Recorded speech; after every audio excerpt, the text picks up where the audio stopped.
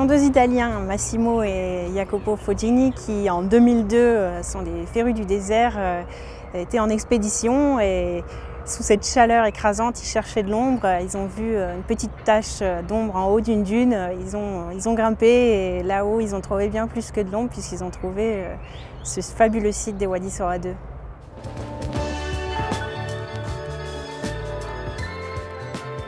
Pour accéder à Wadi Sora, c'est plusieurs jours de 4x4 dans la poussière, dans le sable, dans la chaleur. Donc on arrive déjà dans un certain état d'esprit. On a vu des environnements arides pendant 4 jours et d'un seul coup, on découvre ce témoignage de vie qui surgit des profondeurs des temps. On arrive dans une sorte de petit amphithéâtre rocheux qui n'est pas très profond, qui fait à peu près 20 mètres de large et 4 mètres de hauteur. Et là, on découvre des milliers de peintures qui se déploient avec surtout des ocres rouges, mais aussi des couleurs blanches, jaunes. Il y a plus de 8000 figures qui sont superposées les unes sur les autres avec différentes phases sur cette surface.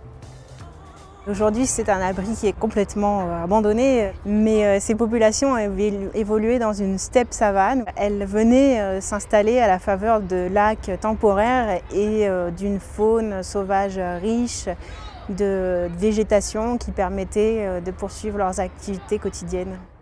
C'est ce contraste qui vraiment crée une émotion très très forte. Les peintures sur les parois de Wadi Sora II sont vraiment très variées. On a surtout des représentations humaines, ce qui est très touchant et très différent de l'art rupestre européen.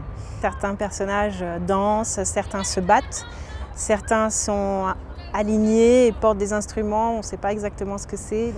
On a aussi des représentations animales. Donc on voit la faune qui se développait là, alors qu'aujourd'hui on a quasiment plus de vie dans cette région. Le plus intéressant et le plus fascinant à Wadi Sora II, c'est ces fameuses bêtes qui ont été appelées bêtes sans tête. Avec ces bêtes sans tête, on découvre des mythologies dont on ne soupçonnait même pas l'existence il y a une quinzaine d'années. Certaines sont en interaction claire avec des humains, donc on voit qu'il y a une préoccupation derrière ça. Après, ça soulève énormément de questions et c'est seulement l'analyse de toutes ces bêtes qui permet de dégager les hypothèses en cours. À Wadi Sora II, il y a énormément de peintures au pochoir. J'en ai compté entre 900 et 1000. On a des peintures qui sont, on va dire, classiques dans l'art rupestre, les mains avec les avant-bras. Mais il y a aussi des pieds, ce qui est assez amusant quand on les relève à 3 mètres ou 4 mètres de hauteur. Sur les phases les plus récentes, on est sûrement sur de la peinture au pinceau ou à la brosse.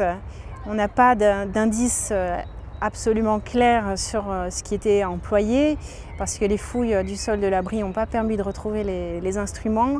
Mais ce qui est sûr, c'est qu'on a une précision du trait qui est absolument remarquable pour cette période. Alors au vu de la succession des styles, c'est très probable que ces peintures se soient étalées dans le temps et que les intentions n'aient pas été les mêmes à chaque fois. On a des scènes de vie quotidienne qui manifestement sont des témoignages un peu à vif. Mais on a aussi ces peintures symboliques avec les fameuses bêtes qui là clairement rappellent l'univers religieux des populations préhistoriques qui ont vécu là et qui a probablement été fait dans un contexte très particulier. Le principal risque pour ces peintures aujourd'hui, c'est qu'elles nous ont été transmises en plus de 6000 ans de conservation dans un état impeccable et aujourd'hui, avec la multiplication des visites, il y a un risque humain qui effectivement pèse sur ces peintures.